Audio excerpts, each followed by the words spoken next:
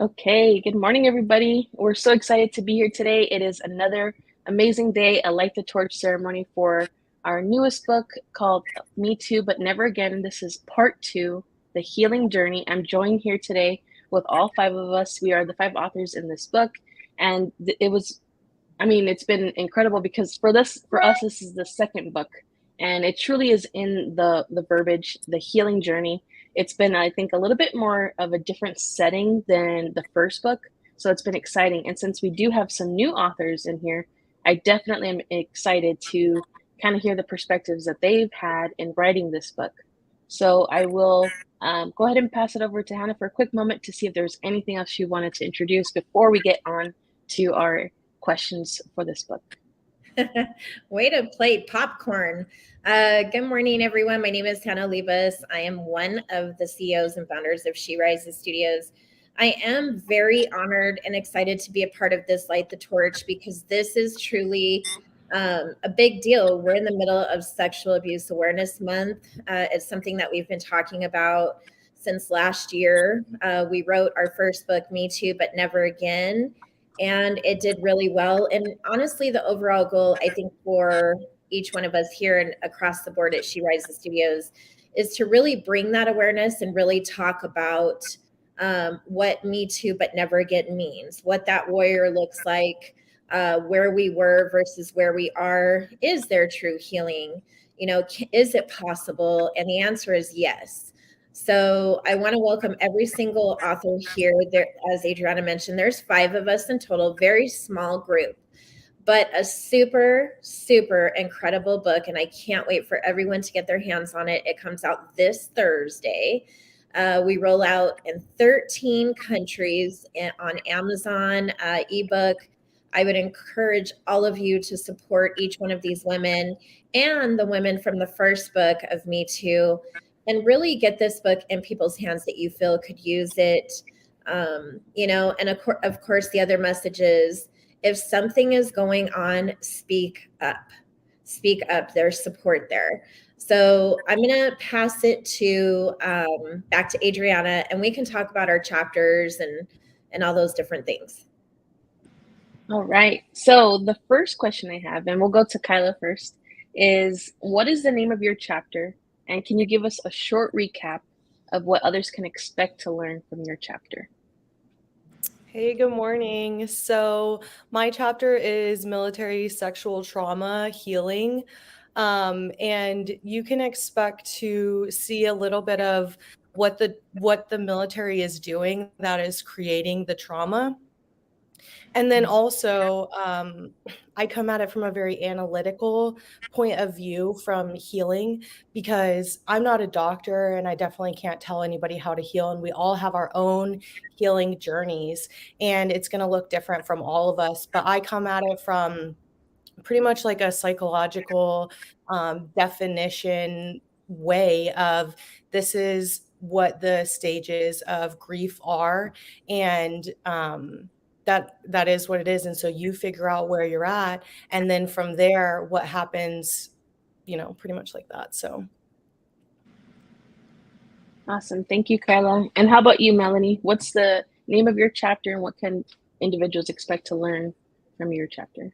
So mine is probably a little different than the other ladies because I go way back to the earliest incidents that people experience in their lives, which is childhood sexual abuse. So my chapter is called "You Are Worthy and You Can Heal from Childhood Sexual Abuse," and what I go into in quite a bit of detail is how the trauma response is triggered by that initial incident in early childhood, or any time in childhood, and how this plays out in the nervous system and the body over time, and then how it sets certain patterns of behavior and thinking in place, and how this can actually have this downstream effect on your life and how you are in relationships, maybe even how you are in career. And so I'm hoping that women reading this would recognize their own patterns and then start digging a little deeper, because we tend to take these incidents that happened when we were kids and bundle them up into a black box and put them in the bottom of the closet and try not to think about them, and just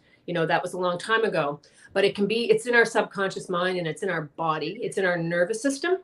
So I've been on a healing journey for many years, not just from that, but it like my experience actually set me up for other abuse in my life and other self disempowering circumstances. And it's been a long journey to get out of those patterns and learn how to work with my body, my mind, my heart, and my soul. So I take a really holistic approach and describe, a pathway based on my now professional experience as a trauma. I work with people through trauma, how you can work with your nervous system and your body to heal the patterns and start to reclaim the feelings of power in your body that were taken from you when you were so young.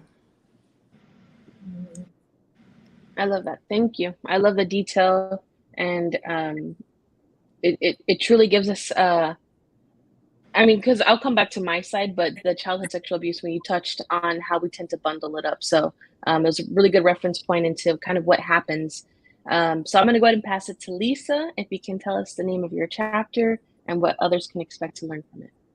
My chapter is The Girl Behind the Smile, because we hide our pain and we stuff it. And mine is sexual abuse too. That's what that's what started it. And then we chase the love, but we're actually chasing the high of love, but we're chasing out the low of our insecurity. And it just keeps piling on top of one another. And nobody tells us how to clean up after an emotional storm. Fight and flight. Your job is just to get by in life. But I empower women to embrace their pain and accept it, and honor, because when you honor something that you went through, then it doesn't have the power over you anymore. You take back that control. And I'm very spiritual. I help people with the holistic, the mind, body, and soul, because the cries that we hear are our soul calling us home. It's the inner child that doesn't have the voice anymore. And we need to give that a voice, because that's our adult that's scared, that's living in this in adult body, a big body. But if there's two major emotions, love and fear. And love can either be the guiding light or cover the. And faith, you got to have faith that you are strong enough to conquer all adversity and make it to the other side. Thank you, Lisa. That was beautiful. And then I'm going to pass it over to Miss Hannah. Can you give us the name of your chapter title and what can individuals learn from the chapter? So my chapter is called Faith of a Mustard Seed. My abuse journey began at a very young age. So I talk a little bit about that. I shared a lot of the trauma side in the first Me Too book. So this one was more really focused on how I was able to begin the healing journey in the sense of love, faith, and forgiveness. One of the most important things was understanding that I had to forgive myself. I had to really understand and know that there was nothing that I did to bring on the abuse, because I walked a lot of years, a lot of my adult years, especially in shame, feeling unworthy, just feeling undeserving of all the things that I really do deserve and I'm meant to have. So, everybody says, oh, you have to forgive your accuser. The moral of the story is I don't agree with that. I think it's a very bold statement. But one thing I do know is that we have to forgive ourselves. So I talk about that and what that looks like. And it's an it'll never stop, because there's things that come up that trigger us. Certain smells, certain songs, certain things, certain voices even can trigger you right back to that situation. So, learning how to overcome the triggers, learning to understand, why am I feeling this way? Why am I boggled down with this anxiousness? Why am I feeling this this anger right now? And really, really trying to figure out how to handle it, you know, in a better, positive way. So faith, love, and forgiveness were my three major tools to utilize, continue to utilize. Of course, speaking out, you know, part of healing is actually opening up and sharing with the world what transpired. Do we feel, you know, I know when we first came out with the first book, there was scrutiny in the sense of, well, how come you let it happen for so long? There were so many questions that I was asked, you know, privately and publicly. And I thought, well, obviously you haven't walked in my shoes. So you just pipe down now and read the book, listen to the interviews, and I'll be happy to answer the questions. So there was like still that anger within. But I recently did a article and I was asked those questions again, and I was able to not be triggered. I was not tricked into thinking, wait, did I cause that? Was that me? Or does the responsibility fall in line with the perpetrator? And that came from forgiving myself, loving myself, understanding and having the faith that it's going to get better, that we're not always going to be stuck in that mindset of victimhood, is what I call it. You know, now we get the chance to be warriors, and we get to help other women stand up and speak out, because so many women are afraid to share or to speak about what's happened because it's someone they know. That's one of the biggest things, is how will it hurt my family? What will it do to my job? You know, women who are faced with this in the work world, women who are faced in so many different ways with this particular subject are afraid, because they're afraid to lose their livelihood. They're afraid to lose their family. They're afraid to lose their spouse or their children. Like, there's so many fears that have been put out there. And I'm really hoping that each time we talk about this subject, we're breaking that stigma and letting women know, like, hey, you know what? You have the right to speak out. You have the right to ask for help, and you have the right to make it stop. So that's my message in my chapter. Thank you. Thank you for sharing. It was a lot, but I feel like a lot of us can. No, I mean in a good way. Like it's good to break it down, because I think when we're writing these chapters, sometimes it can be hard to pick a point of what to focus on, right? But the thing is, it doesn't have to be one thing. It's such a topic that requires a lot of thought, a lot of, like you said, forgiving, and to who to identify that forgiveness for. It's a hard topic.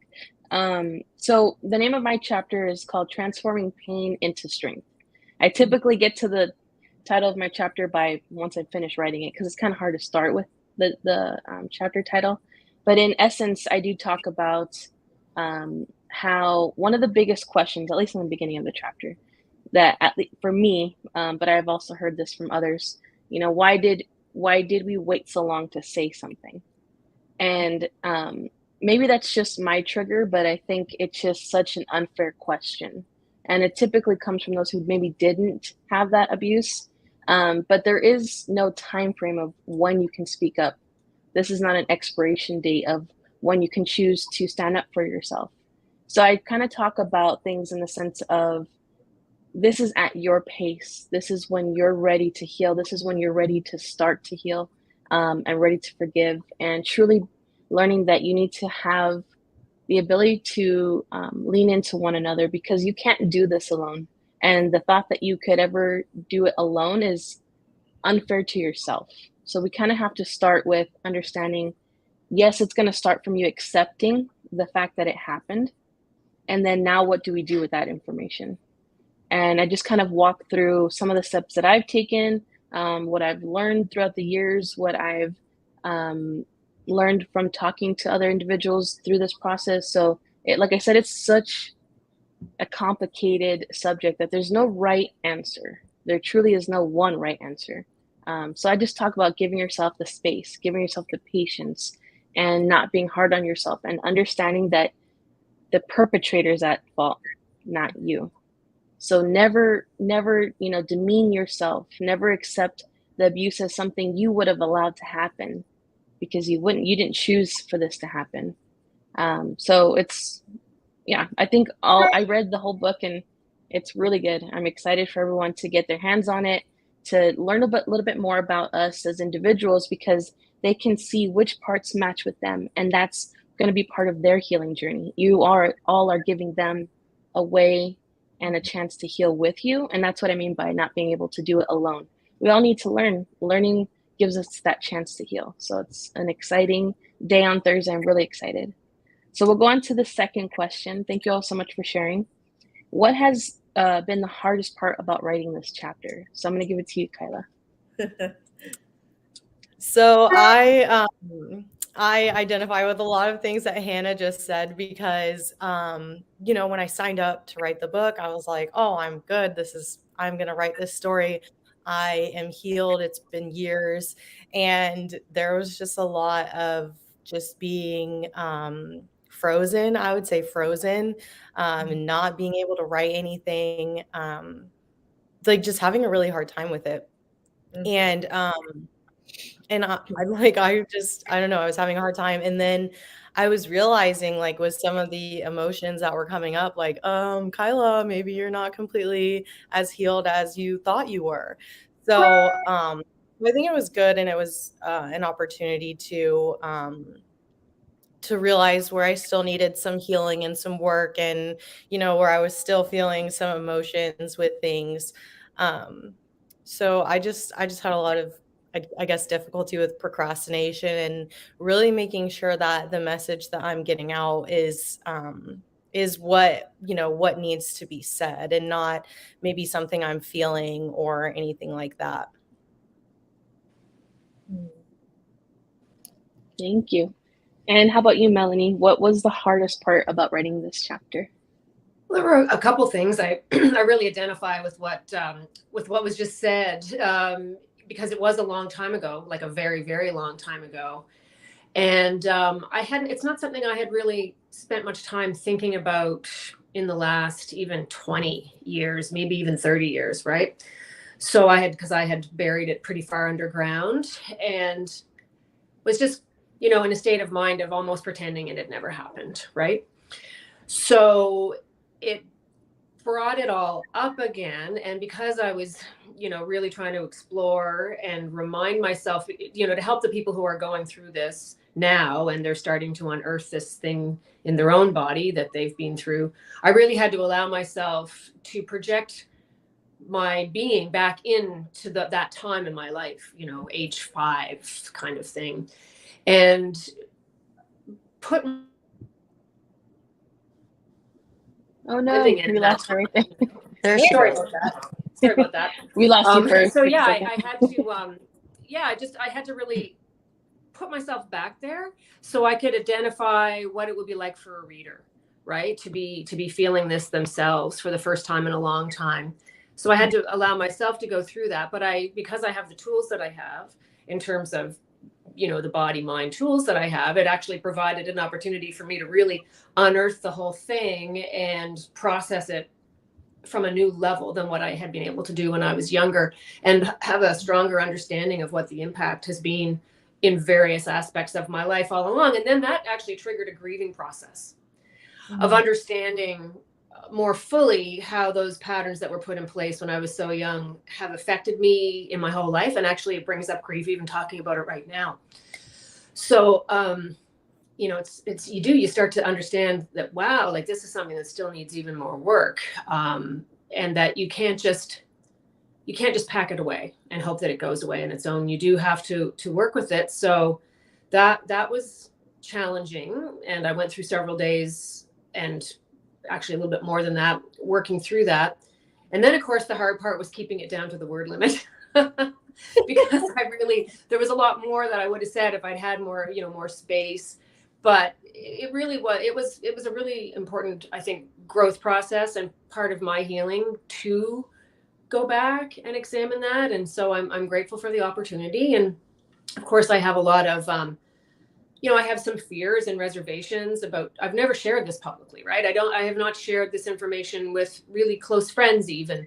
So, I have there's little bits of trepidation that are still inside of me, as we are going into this launch process. And so I just have to work with that. And I pick up on a lot of what you ladies have said about, it wasn't my fault that it happened, right? It's not, and I've dealt with that feeling of shame and unworthiness for most of my life. So, really just kind of owning my innocence again, because that's what was taken from me, was my innocence, and trying to actually re-embody a sense of innocence and,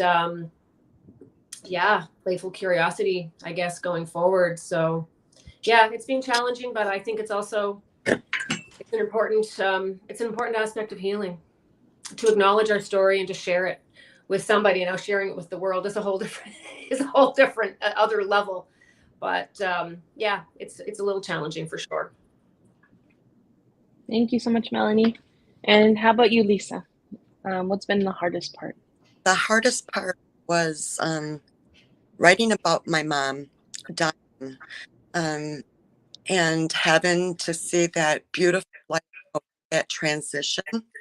And then I almost died right after. So that was my awakening. And another part was, there was a part where my daughter told me, Mom, I'd be so sad if you never found true love, because out of anyone in the world, you deserve it. So that brought on where I should have been the protector. I should have been the mom. She was mine. It was a different role. And patterns I broke some, but they dribbled. And you feel the guilt and remorse, even though they're doing their messy middle now. We did our job, moms. We each have a role in life. And sometimes we're in control of things, and other times it's taken out of control. And we do the best we can in whatever life throws us. But it's difficult. So when that, and then I thought about each relationship, how much I grew from each one, and I took some lessons. But change only happens not with time. It's the perception of who you are. So that was a big eye-opener. But then I sat there and I meditated. I cried and I grieved all over again for my mom, for my children, for my exes, and all of the ones that hurt me. I actually sent love, because that's what I wanted all my life, was love. And if I can't do that for them, then I can't do that for myself. And so I just sat there crying, and I didn't shame myself. I didn't judge myself. I said, this is you. This is me. And you're remarkable. What you went through to overcome is remarkable. And like, a lot of people know the story, but they know little parts of it. And nobody, even on this book, you can't get it all, 50 years in a 2,500 word book. There's so many layers we have that we have to peel back, and nobody can do that for us but us. And that is that inner work that we all have to do. So yeah, there was some strings were pulled on my heart, but it was in a good way. You need those strings pulled once in a while to remind you that there is pain, and there is power, and there is love. You do all of those. All of them have to come in to play in order for you to push through and move to the other side. Thank you, Lisa. Yeah, and I also feel like the best part is once you're done. Once you're like, okay, did you all have that moment of where you put it aside and you're like, okay, I'm not gonna critique it, and wow, that was a lot. Yeah. because you're like, oh my, it's like, yeah, unlike anything, relive it and then just be like, whew, to breathe through that completion right there. So, it's crazy. So, and then I'll pass it over to Hannah. What was the hardest part for you writing this chapter? I think it kind of came in waves for me. I was numb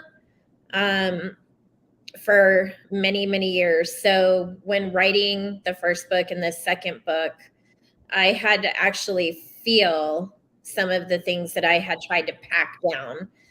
So it was a little bit of, wow, I'm writing about myself. I had to feel each wave that came through and really kind of understand where I was at this time around. We all walk around. One thing I know to be true is women who have been abused in such a way, they become these guarded women. They're almost disconnected. It's very rare that we go from like a really super emotional creature to emotions are just kind of tied off. And so we stop feeling things. We become this guarded woman, this angry woman, this irritable woman, anxious, all these different things. So I think when I wrote the first book, my first thought was, wow, I can't believe this is actually coming out now. 48 years later.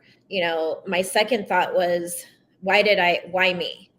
I think we all have that thought, why me? I questioned faith. I questioned my mother. I questioned my father. I questioned people that I looked to for protection. And at the end of the day, I feel like there's some answers that will never happen, that I'll never receive. And that's okay. I had to come to terms with that too. So I think when writing this time around, it was more of understanding and how to hone in again on what was triggering and really the forgiveness side. And I also had a hard time writing it because I co-wrote it with my daughter. And I say that because she experienced it from a family member, and me as her mother, I wasn't there to protect her. So I have to forgive myself for not being her protector when she needed a protector. So that was hard, like reading your child write about what someone did to her and knowing that wasn't there to stop it or do things. You take on a huge bag of guilt and anger. So every time we do projects together, I'm so blessed, but at the same time with this particular project, when I'm reading hers and what she's written, I'm just like, wow, I get upset with myself. I blame myself. I'm like, why didn't I this? Why didn't I do that? Why didn't I make better choices? And knowing that I was exposed to the same thing before she was even born, I should have known better. But I was so boggled down with my own crap that I didn't know how to save her or be there for her. So again, it goes back to that self-love, that forgiveness, understanding. But the hardest part is reading what she writes, what she shared, knowing that I know what happened to her. And then I want to add something. So there's someone who has commented saying that they don't want to live after everything they've been through, and what makes us all want to continue. And that's only an answer that you would know, the person who wrote the comment. But I can tell you this, no matter how bad the situation was, you still have something to live for. And I would encourage you to really reach out and seek some help, talk to someone. All of us are accessible. We'd be happy to talk to you. But I want you to know that there's so much more to life. This does not define you. Don't let it keep you prisoner, and don't let it keep you from experiencing the abundance that you are worthy of. So I'm sorry that it happened, and I don't know the situation, but I see that your comments are very at the forefront. So I would say, now speak out, get the help that you need, and talk to someone, because there's a whole life ahead of you and it does not define you. So yeah, that's what I have. Thank you for sharing. Yeah, I was going to comment on that as well. So thank you for getting to that one first. So definitely to that person, feel free to ask, any other questions while we're still here. We will answer to the best of our ability. But it definitely starts with choosing to be able to forgive yourself. And not because you did something wrong, but because there's all these little thoughts that come into your head of, did I may have messed up here, I could have done this wrong. As you see, we're all still healing. We're not perfect. We're never going to be fully healed. And that's a misconception to think that one day you're just 100% free of all of it. It's just kind of impossible, because it becomes something, it's, in your body, becomes part of your reaction. And just like, I don't know if it's ever happened to any of you ladies, but even sometimes when you're not expecting it, if someone gives you a hug or something and you're just like, you're triggered, you don't mean to be, it's nothing they did wrong, but it just becomes a part of your instinct to just want to protect and maybe, pull away. And it's just moments. It's not all the time. It just could have been a specific thing that happened within that moment. So it just, your first step is for yourself. And that's the hardest part, because you have to face you every single day. And I would say for the hardest part about writing the chapter was to not let the anger get the best of the chapter, not to not let the anger write the chapter. Because in my particular instance, I know this is going to sound really weird.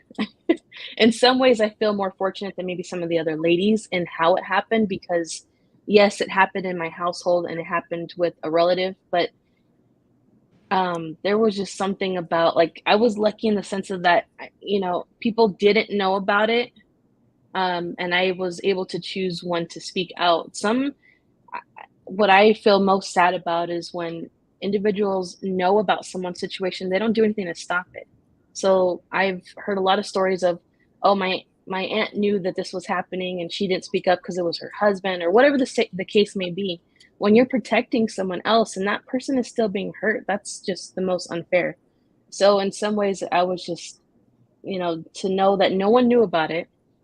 Of course, I have to deal with that on a daily basis, but it was my choice to step up and stop it, aside from the predator, of course. But they were never going to choose that, because they were being selfish. They wanted what they wanted, and you can't change that mindset. So the hardest part for me was to not let the anger get the best, because I only have one person to blame, and it was that person. Everyone else in my family, did the best to always instill in me, hey, if anyone ever does anything, speak up. But it's hard. It's hard when you're little and you don't understand. Mine was childhood sexual abuse, and although they kind of like instilled in my mind of speak up, speak out, I thought I could handle it. I thought I was like this strong little girl, but it's not the case. And it just takes time to learn what things mean, first of all, because mine happened when I was like 5 years old. We're still just becoming a person, and understanding the world, and you grow up into it, and it just becomes a cycle. So I would say just not getting angry so that the message could come across. And the message was, that it really truly does require you to kind of sit, stop, and assess. Where can you first forgive? Kind of start in the easiest spot, because like I said, this is multifaceted in situations of emotions. There's parts that, okay, I'm angry at this part, I'm angry at this part, I'm upset by that, I'm shameful of this. So start at the easiest part, because then you can see and you create those milestones of forgiveness. You create those milestones of, okay, I'm going to celebrate that forgiveness, and you're creating that structure for yourself. And at least that's my analytical brain trying to mix with the emotional side of things. So like I said, there's no perfect one way to do this. But I just want to thank everyone. Before we head out, I did things a little bit backwards. I want to give each of the ladies a chance to tell us, 30 seconds, if you can keep it to 30 seconds, of who you are and what you currently do. So I'll pass it to you, Kyla. All right, I'm Kyla Biederman. I'm the owner and founder of Legacy Women Affiliates, where we build and create legacy women. And I also speak out against domestic violence and speak out for mental health awareness. I'm a international best-selling author, speaker, teacher, and military veteran. Woohoo! Thank you. Thank you for your service as well. And Melanie, how about you? Thank you very much. Yes, I'm a women's empowerment coach and intuitive energy healer, and the founder of a new initiative called Empower Your Potential by, working with your personal energy, healing your trauma, all those internal blocks that stop you, that make you feel like you can't actually take those forward steps that are really rooted in old trauma. So working with that and so many other facets of our life. And I also work with women going through midlife divorce. And one of the things that prompted me actually to write my chapter was I noticed working with women over time that those who were in the most disempowering marriages that went on the longest and took the most out of them and were most damaging, there was a much higher likelihood that they had been either abused or neglected in some way when they were children. The correlation is just so strong. So I saw the connection. So now I'm broadening out a little bit more and just looking at, the things that happen to women in their lives that, when they get to this midlife point and they feel stuck and like they can't move forward, it's to like take all of that apart, look at all of that and really start the healing from the ground up, so with the body, moving with the body, and then from there with your energy, with your emotions, with your thoughts, your soul. So yeah, that's what I do. And I'm an Awesome. author. Thank you, Melanie. Yes. And then I'll go ahead and pass it to Lisa. Can you tell us a little bit about you? Yes, I'm Lisa Brennan, and I am a self-coach or a self-love intuitive relationship coach. And I deal with attachment theories because that's where it all pretty much starts from. And also spiritual and the energy, the quantum, making the quantum leap, and the mind, body, and soul.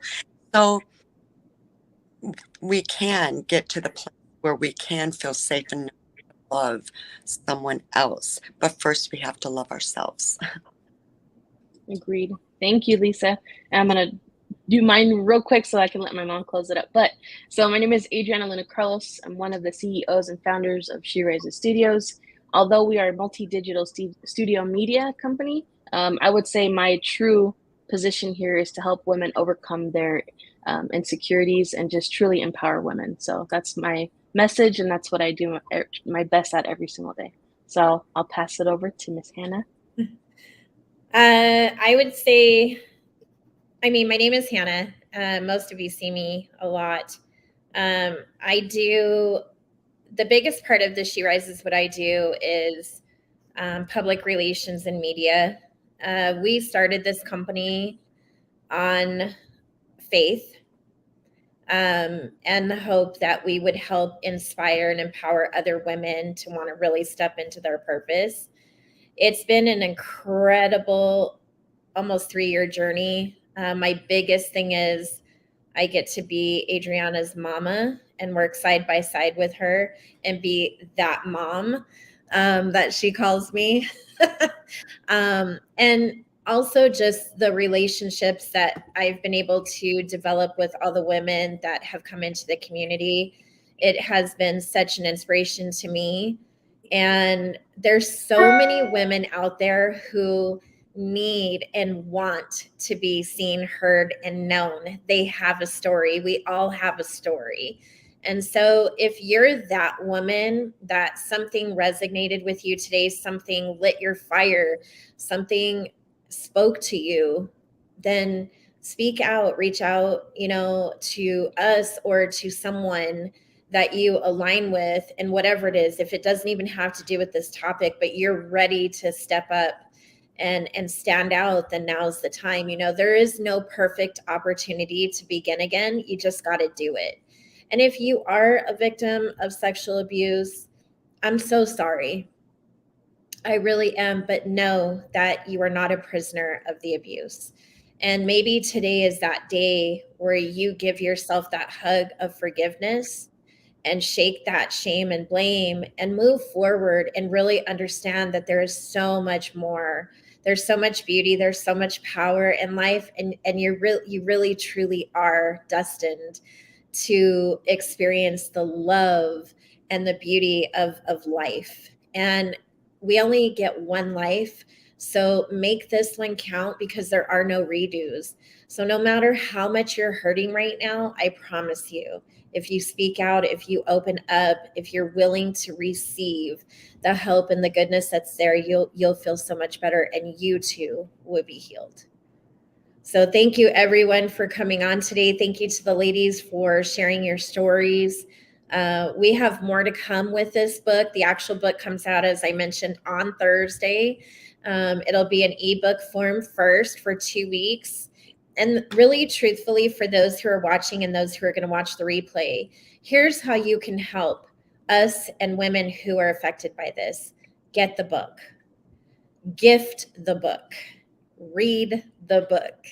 Become a part of the healing process for someone or for yourself.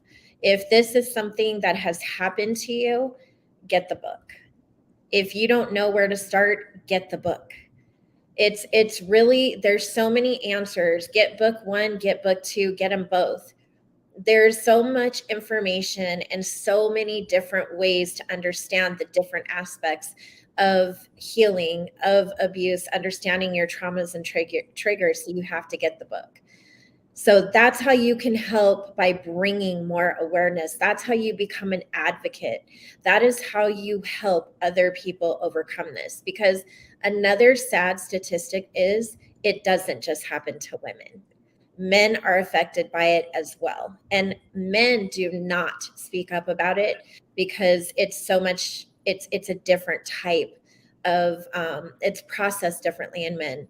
So it's the time for all of us to come together and really speak out and stand together as warriors and not letting this define us. But it's time to just be free, and no longer be a prisoner to that. So get the book, Me Too, But Never Again, The Healing Journey. And thank you to Adriana, to Kyla, Melanie, and Lisa for being a part of the book and allowing us to be a part of your journey. Thank you, everyone. Thank you. Thanks so much.